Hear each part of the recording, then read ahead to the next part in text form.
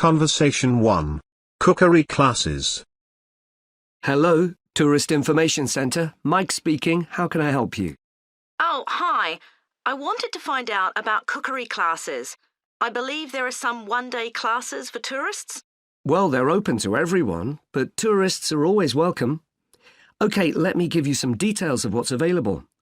There are several classes. One very popular one is at the food studio. OK. They focus on seasonal products, and as well as teaching you how to cook them, they also show you how to choose them. Right, that sounds good. How big are the classes?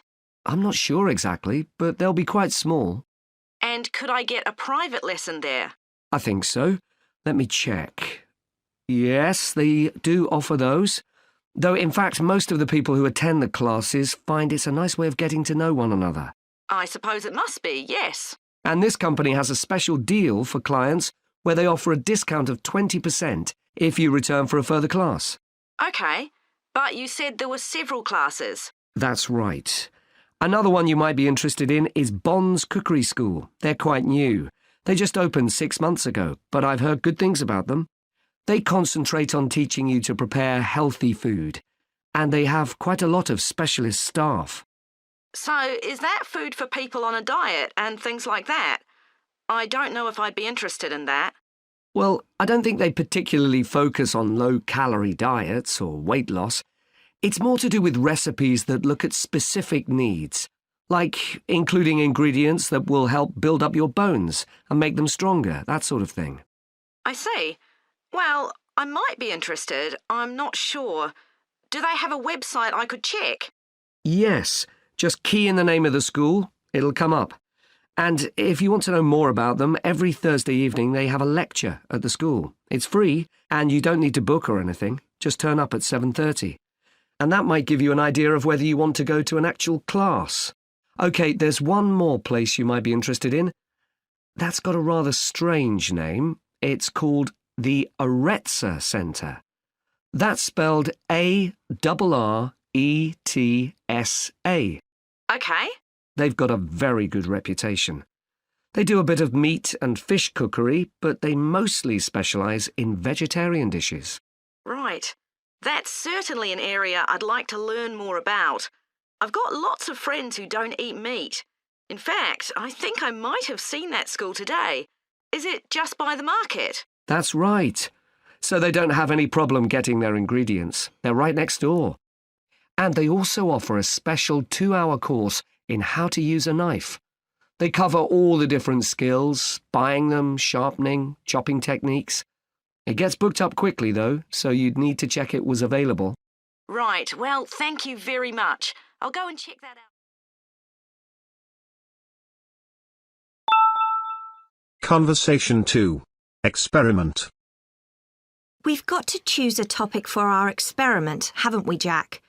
Were you thinking of something to do with seeds? That's right. I thought we could look at seed germination, how a seed begins to grow. OK. Any particular reason? I know you're hoping to work in plant science eventually. Yeah, but practically everything we do is going to feed into that. No, there's an optional module on seed structure and function in the 3rd year that I might do. So I thought it might be useful for that.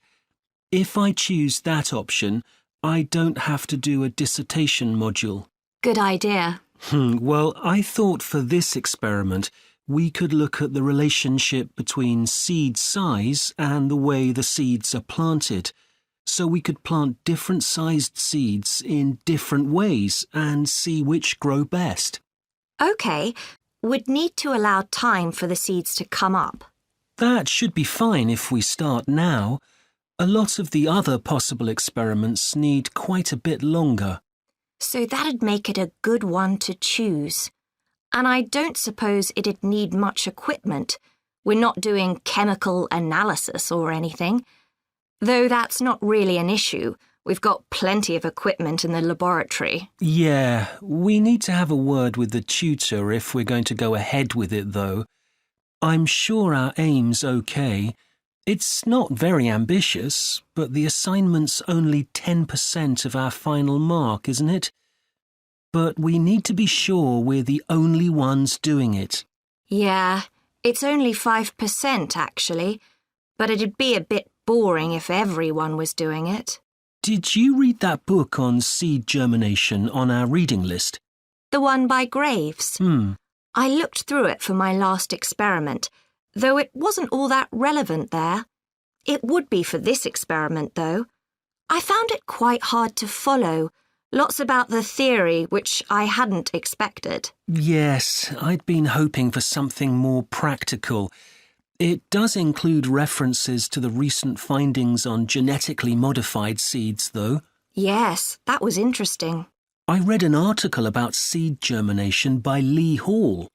About seeds that lie in the ground for ages and only germinate after a fire. That's the one. I knew a bit about it already, but not about this research. His analysis of figures comparing the times of the fires and the proportion of seeds that germinated was done in a lot of detail. Very impressive. Was that the article with the illustrations of early stages of plant development? They were very clear. I think those diagrams were in another article. Anyway, shall we have a look at the procedure for our experiment? We'll need to get going with it quite soon. Right. So the first thing we have to do is find our seeds. I think vegetable seeds would be best, and obviously they mustn't all be the same size. So how many sorts do we need? About 4 different ones? I think that would be enough. There'll be quite a large number of seeds for each one. Then for each seed we need to find out how much it weighs and also measure its dimensions. And we need to keep a careful record of all that. That'll be quite time-consuming. And we also need to decide how deep we're going to plant the seeds, right on the surface a few millimetres down or several centimetres. OK, so then we get planting. Do you think we can plant several seeds together in the same plant pot? No, I think we need a different one for each seed. Right. And we'll need to label them. We can use different coloured labels. Then we wait for the seeds to germinate. I reckon that'll be about 3 weeks, depending on what the weather's like. Then we see if our plants have come up and write down how tall they've grown. Then all we have to do is look at our numbers and see if there's any relation between them. That's right. So then we get... Conversation 3. Cycling Club.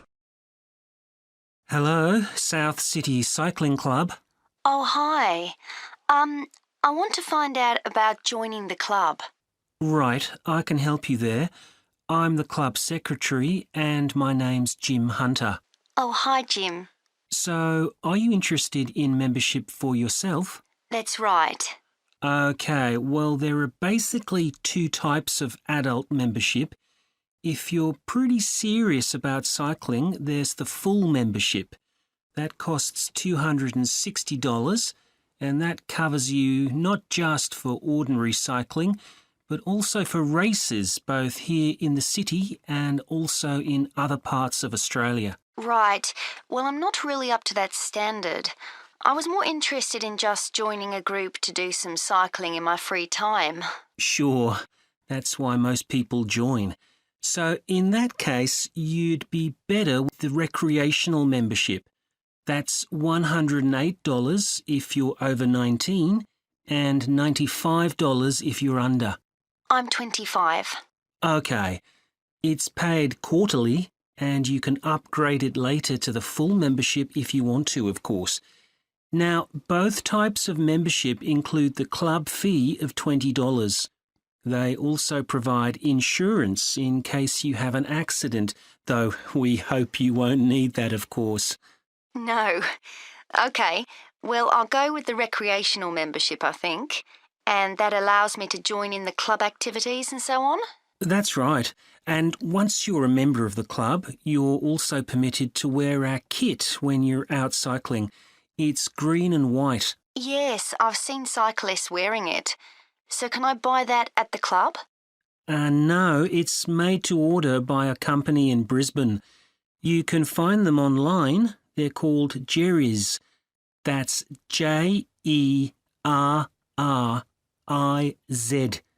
You can use your membership number to put in an order on their website. Okay. Now, can you tell me a bit about the rides I can do? Sure. So we have training rides pretty well every morning, and they're a really good way of improving your cycling skills as well as your general level of fitness. But they're different levels. Level A is pretty fast. You're looking at about 30 or 35 kilometres an hour. If you can do about 25 kilometres an hour, you'd probably be level B. And then level C are the novices who stay at about 15 kilometres per hour. Right. Well, I reckon I'd be level B. So when are the sessions for that level? There are a couple each week. They're both early morning sessions. There's one on Tuesdays, and for that one you meet at 5:30 a.m, and the meeting point's the stadium. Do you know where that is? Yes, it's quite near my home, in fact. Okay, and how about the other one? That's on Thursdays. It starts at the same time, but they meet at the main gate to the park. Is that the one just past the shopping mall? That's it. So how long are the rides? They're about an hour and a half, so if you have a job, it's easy to fit in before you go to work. And the members often go somewhere for coffee afterwards, so it's quite a social event. Okay, that sounds good. I've only just moved to the city, so I don't actually know many people yet. Well, it's a great way to meet people. And does each ride have a leader? Sometimes, but not always. But you don't really need one. The group members on the ride support one another anyway. How would we know where to go? If you check the club website, you'll see that the route for each ride is clearly marked. So you can just print that out and take it along with you. It's similar from one week to another, but it's not always exactly the same. And what do I need to bring? Well, bring a bottle of water and your phone. You shouldn't use it while you're cycling, but have it with you. Right. And in winter, it's well before sunrise when we set out, so you need to make sure your bike's got lights. That's okay. Well, thanks, Jim. I'd definitely like to join. So what's the best way of going about it? You can...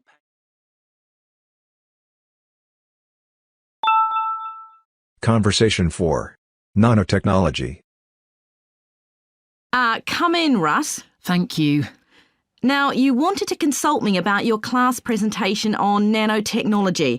You were due to give it next week, aren't you? That's right, and I'm really struggling. I chose the topic because I didn't know much about it and wanted to learn more, but now I've read so much about it, in a way there's too much to say. I could talk for much longer than the 20 minutes I've been allocated. Should I assume the other students don't know much and give them a kind of general introduction? Or should I try and make them share my fascination with a particular aspect? You could do either, but you'll need to have it clear in your own mind. Then I think I'll give an overview. OK.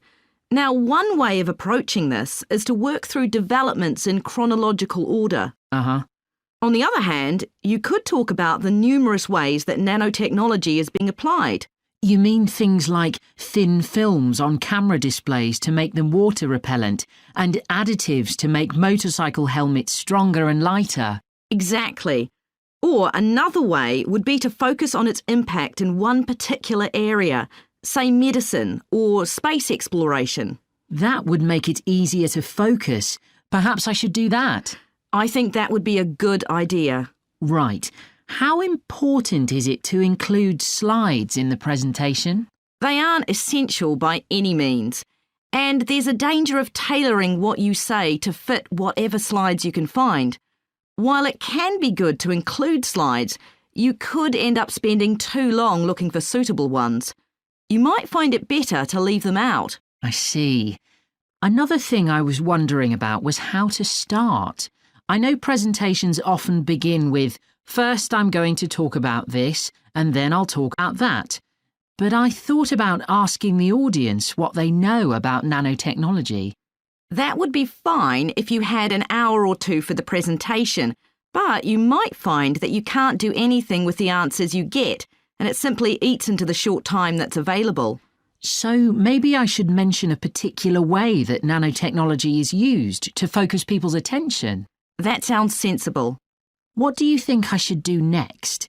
I really have to plan the presentation today and tomorrow. Well, initially, I think you should ignore all the notes you've made, take a small piece of paper and write a single short sentence that ties together the whole presentation. It can be something as simple as, nanotechnology is already improving our lives. Then start planning the content around that. You can always modify that sentence later if you need to. OK. OK, now let's think about actually giving the presentation. You've only given one before, if I remember correctly, about an experiment you'd been involved in. That's right. It was pretty rubbish. Let's say it was better in some respects than in others. With regard to the structure, I felt that you ended rather abruptly, without rounding it off. Be careful not to do that in next week's presentation. OK. And you made very little eye contact with the audience because you were looking down at your notes most of the time. You need to be looking at the audience and only occasionally glancing at your notes. Your body language was a little odd. Every time you showed a slide, you turned your back on the audience so you could look at it. You should have been looking at your laptop. And you kept scratching your head, so I found myself wondering when you were next going to do that, instead of listening to what you were saying. Oh dear. What did you think of the language? I knew that not everyone was familiar with the subject, so I tried to make it as simple as I could. Yes, that came across. You used a few words that are specific to the field, but you always explained what they meant, so the audience wouldn't have had any difficulty understanding. I must say, the handouts you prepared were well thought out. They were a good summary of your presentation, which people would have been able to refer to later on, so well done on that. Thank you. Well, I hope that helps you with next week's presentation. Yes, it will. Thanks a lot. I'll look forward to seeing a big improvement then. Conversation 5. Moving. Hello, Linda speaking. Oh, hi, Linda. This is Matt Brooks. Alex White gave me your number. He said you'd be able to give me some advice about moving to Banford. Yes, Alex did mention you. How can I help?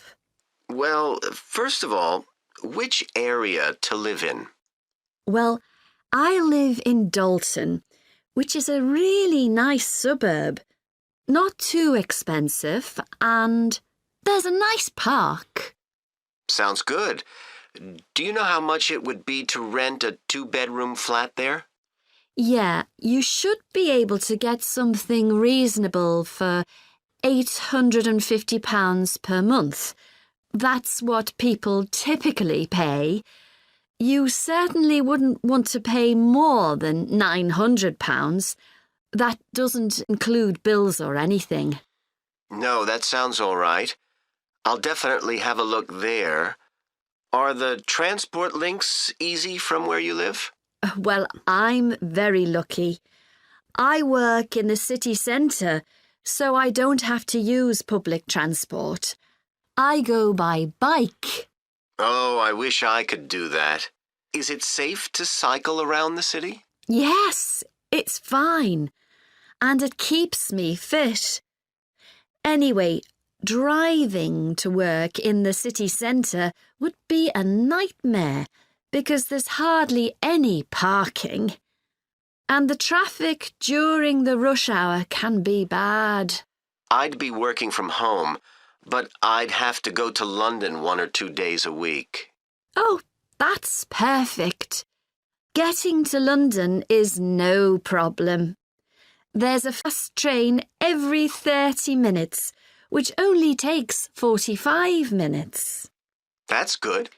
Yeah, The train service isn't bad during the week, and they run quite late at night. It's weekends that are a problem. They're always doing engineering work, and you have to take a bus to Haddam and pick up the train there, which is really slow. But other than that, Banford's a great place to live. I've never been happier. There are some nice restaurants in the city centre and a brand new cinema, which has only been open a couple of months. There's a good arts centre too. Sounds like Banford's got it all. Yes, we're really lucky. There are lots of really good aspects to living here. The schools are good, and the hospital here is one of the best in the country. Everyone I know who's been there's had a positive experience. Oh, I can give you the name of my dentist too, in Bridge Street, if you're interested. I've been going to him for years, and I've never had any problems. Oh, okay, thanks. I'll find his number and send it to you. Thanks. That would be really helpful. Are you planning to visit Banford soon? Yes, my wife and I are both coming next week. We want to make some appointments with estate agents. I could meet you if you like and show you around. Are you sure? We'd really appreciate that. Either Tuesday or Thursday is good for me, after 5:30. Thursday is preferable. Tuesday, I need to get home before 6 p.m. OK. Great. Let me know which train you're catching, and I'll meet you in the cafe outside. You can't miss it. It's opposite the station and next to the museum. Brilliant. I'll text you next week then. Thanks so much for all the advice. No problem. I'll see you next week. Conversation 6. Textile Design Project. OK, Jim, you wanted to see me about your textile design project. That's right. I've been looking at how a range of natural dyes can be used to colour fabrics like cotton and wool. Why did you choose that topic? Well, I got a lot of useful ideas from the museum, at that exhibition of textiles. But I've always been interested in anything to do with colour. Years ago, I went to a carpet shop with my parents when we were on holiday in Turkey, and I remember all the amazing colours. They might not all have been natural dyes. Maybe not, but for the project, I decided to follow it up. And I found a great book about a botanic garden in California that specialises in plants used for dyes. OK, so in your project, you had to include a practical investigation. Yeah. At first, I couldn't decide on my variables. I was going to just look at one type of fibre, for example, like cotton. And see how different types of dyes affected it? Yes. Then I decided to include others as well. So I looked at cotton and wool and nylon. With just one type of dye? Various types, including some that weren't natural, for comparison. OK. So I did the experiments last week. I used some ready-made natural dyes. I found a website which supplied them. They came in just a few days, but I also made some of my own. That must have taken quite a bit of time. Yes. I thought it'd just be a matter of a teaspoon or so of dye, and actually that wasn't the case at all. Like, I was using one vegetable, a beetroot, for a red dye, and I had to chop up a whole pile of it. So it all took longer than I'd expected. One possibility is to use food colourings. I did use one. That was a yellow dye, an artificial one. Tartrazine? Yeah, I used it on cotton first. It came out a great colour.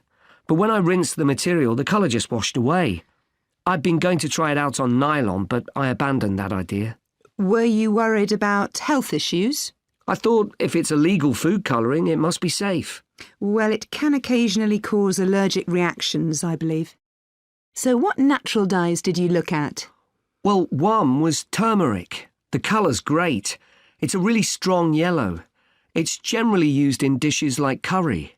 It's meant to be quite good for your health when eaten, but you might find it's not permanent when it's used as a dye. A few washes and it's gone. Right. I used beetroot as a dye for wool. When I chop up beetroot to eat, I always end up with bright red hands.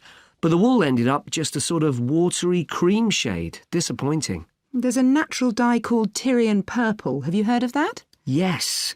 It comes from a shellfish, and it was worn in ancient times, but only by important people, as it was so rare.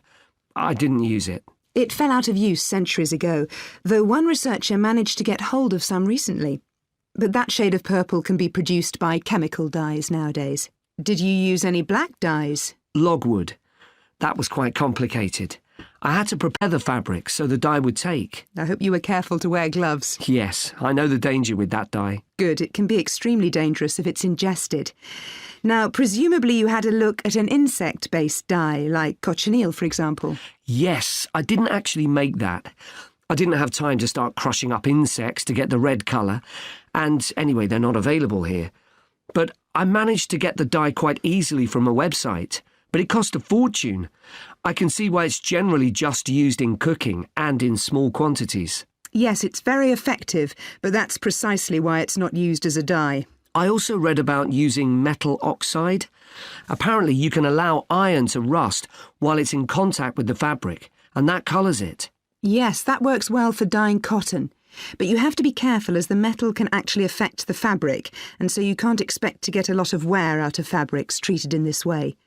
And the colours are quite subtle. Not everyone likes them. Anyway, it looks as if you've done a lot of work.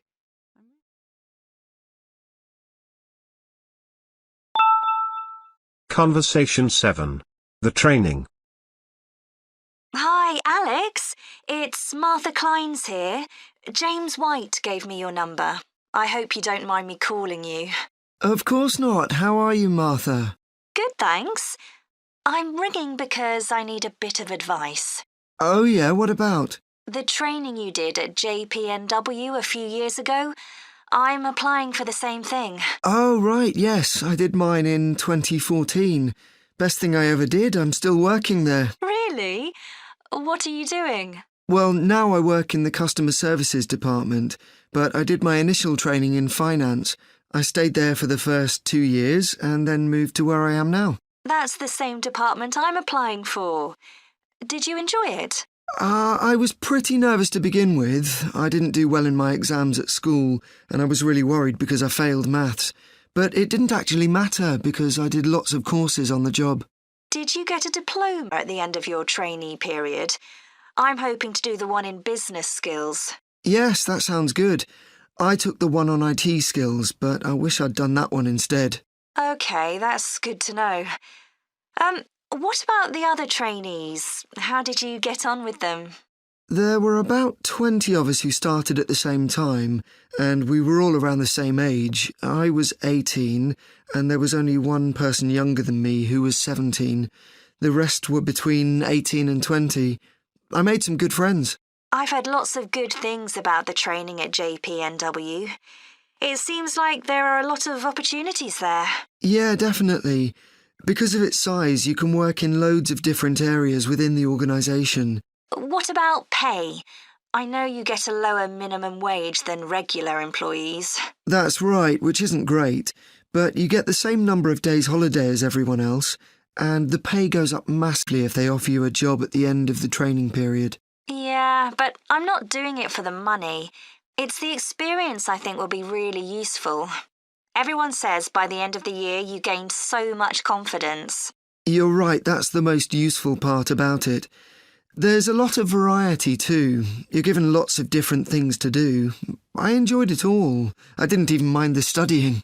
Do you have to spend any time in college? Yes, 1 day each month.